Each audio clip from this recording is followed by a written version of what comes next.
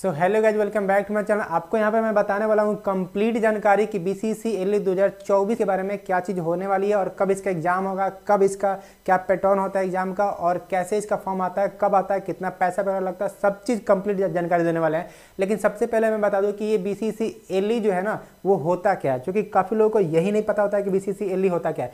देखिए, जो बीसीसी एलई जो होता है ना, सिंपली मैं आपको बता दूँ कि एक एंट्रेंस एग्जाम होता है जो बिहार गवर्नमेंट के थ्रू बीसीसी बोर्ड के थ्रू कंडक्ट कराया जाता है, जिसमें कि जो लोग भी लेटरल एंट्री से बीटेक करना चाहते हैं, खास करके यहाँ पे बीटेक किसी भी फील्ड में हो सकता है, लेकिन जो मेरा चैनल है वो पर्टिकुलर बीसीसी एलई इंजीनियरिंग वालों के लिए जो कि बीटेक करना चाहते हैं पर्टिकुलर, उनके लिए मेरा चैनल है। तो बीसीसी एलई 2024 यहाँ जब मैं पर्टिकुलर बात कर रहा हूँ वो केवल और केवल मैं बात कर रहा हूँ बीटेक करने के लिए, इंजीनियरिंग के लिए, ठीक है। वो एक इंजीनियरिंग का एग्जाम यहाँ पे कंडक्ट होती है जिसमें आपको यहाँ पे एक एंट्रेंस एग्जाम देना होता है। वो एंट्रेंस एग्जाम जैसे आप क्वालिफाई करोगे तो आप बिहार से बीटेक कर सकते हो, ठीक है। अब इसकी क्या प्रोसीजर है, क्या इसका डिटेल्स वगैरह, चलिए हम आगे डिस्कस करते हैं। तो सबसे पहला क्वेश्चन आप लोगों का मन में ये होगा कि इसका एलिजिबिलिटी क्राइटेरिया क्या होगा, कौन लोग इसमें एलिजिबल हैं, कौन लोग यहाँ पे फॉर्म भर सकते हैं, कौन लोग इसमें पार्टिसिपेट कर सकते हैं।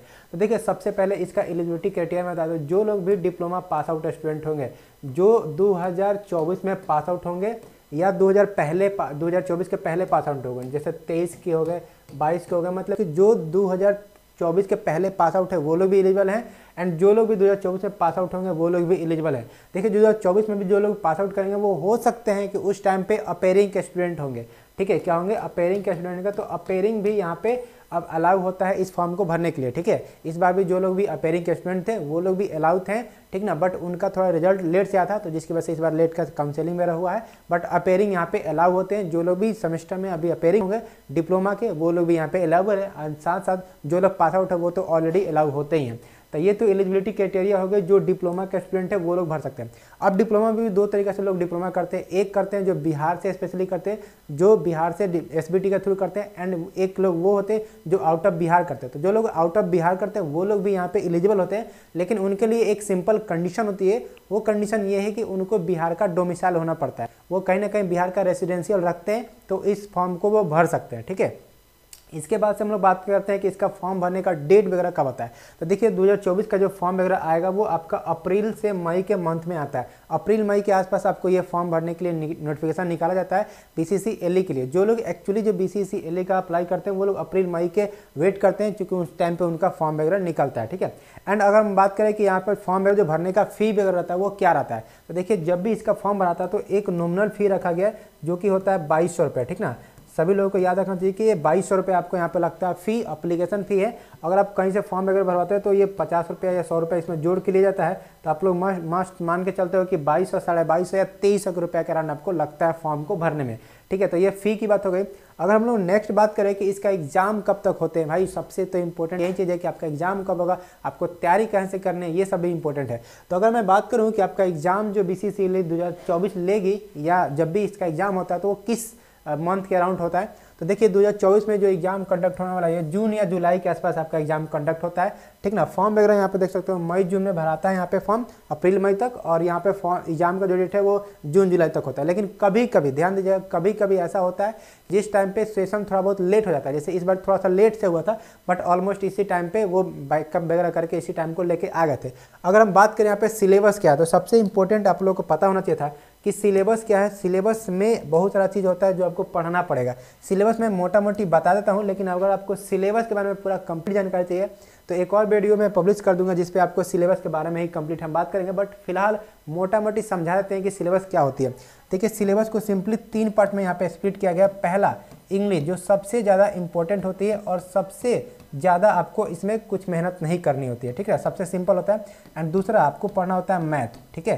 एंड तीसरा आपको सबसे पढ़ना पड़ेगा, ये सेकंड नंबर का हो गया। एंड थर्ड नंबर का आपको यहाँ पे पढ़ना पड़ेगा मैकेनिक्स, ठीक है, वो पढ़ना होगा आपको मैकेनिक्स। अब देखिए, यहाँ पे इंग्लिश जो है ना पासिंग केवल होता है, इंग्लिश में केवल आपको पास करना होता है, जो कि आपको 9 क्वेश्चन करोगे तो आप पास हो जाओगे। और मैथ में आपको मैथ और यहाँ पे मैकेनिक्स दोनों को मिला करके जो आपको रिजल्ट तैयार होता है, ठीक ना, दोनों को मिला करके आपका यहाँ पे रिजल्ट तैयार होता है।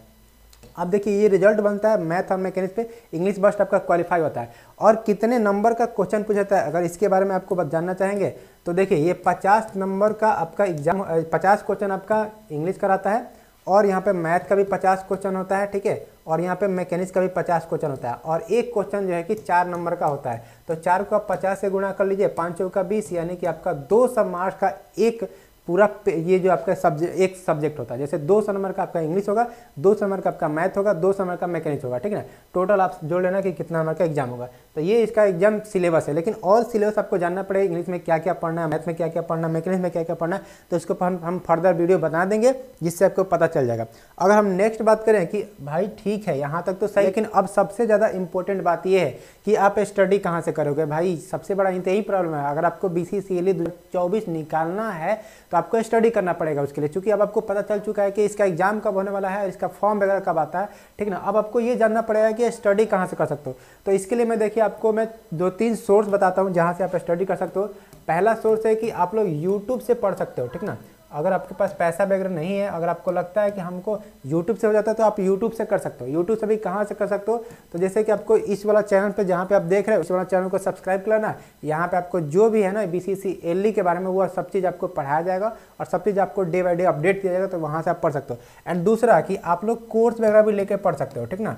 अगर आपको कोर्स वगैरह लेना है तो कोर्स वगैरह भी लेकर पढ़ सकते हो। अब भाई किसका कोर्स ले, कहाँ से ले, ये मैं नहीं कर सकता हूँ, लेकिन हाँ अगर आपको लगता है मेरा कंटेंट सही है, आपको लगता है कि मैं सही डायरेक्शन में जा रहा हूँ, तो आप मेरे से कोर्स वगैरह भी बाई कर सकते हो। कोर्स बाई करने के लिए ये डिस्प्ले आपको नंबर दिया गया, इसका स्क्रीनशॉट ले लो और यहाँ पे कॉल करके आप मेरे से जो भी कोर्स वगैरह लेना है उसके बारे में पूछ सकते हो, या कोई भी जो कॉमन डाउट है जो BCCLE के रिगार्डिंग है, 2024 के प्रिपरेशन के रिगार्डिंग है, उसके बारे में आप यहाँ से जानकारी ले सकते हो। जस्ट आपको कॉल करना है, इस नंबर को आप स्क्रीनशॉट लेके सेव कर लो, ठीक है। अगर हम लोग बात करें आगे कि आपको सीट वगैरह कितना आते हैं आपके एग्जाम में, जैसे कि आपको BCCLE का एग्जाम देना है, तैयारी करना 2024 के बारे में, तो आपको पता भी होना चाहिए कि ये सीट कितना आते हैं, ठीक है। तो ऑलमोस्ट यहाँ पे बता दो कि BCCLE का जो देखोगे तो यहाँ पे पिछले बार जो मतलब इस बार 3-4 साल का आप डाटा एनालिसिस करोगे तो कभी 3000 आता है, ठीक ना, कभी 4000 आता है इसका सीट, ठीक ना, कभी देखोगे तो 5000 तक भी जाता है ये, ठीक है। तो अगर बात करें कि हमें ऑन एवरेज सीट कितना आ सकता है, तो देखो ऑन एवरेज मान के चलो कि यहाँ पे 4000 से लेकर के